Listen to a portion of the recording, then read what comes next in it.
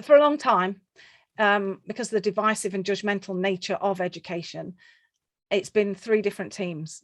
There's parents, schools, and teachers, the government, more than three teams. It's like the government and schools and parents, three different teams, right? Have you been to the Colosseum in Rome, Gemma? It's massive and it's beautiful, and they used to do sea battles there. And I always think of like the government and the administration of the government and the schools and the parents, and they're all in there fighting because they're all advocating for the child, except for the Colosseum is full of children going, when you lot have finished messing about, I would quite like to feel valued and have an education. And I think this idea before COVID of, doing things to people, like the government would do things to teachers, teachers would do leaders would do things to teachers, sometimes four, but mostly two. And then teachers would do things to children and to parents. We're dealing with humans here.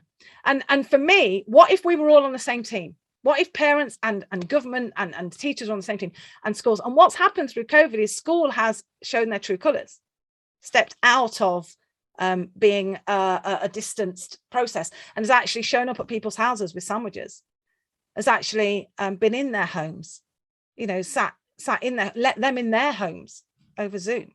So we've changed. We've had a cultural earthquake. And after a cultural earthquake, you no longer need a map because the buildings aren't there. You need a compass. You need a true north. And the true north is we are fighting for the highest good of our child. So the first thing we've got to do is get rid of them and us, because it's not them and us, it's they are us.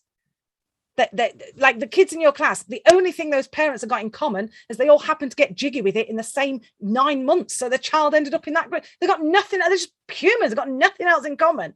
And you are someone who can thread and weave a kind of commonality between them.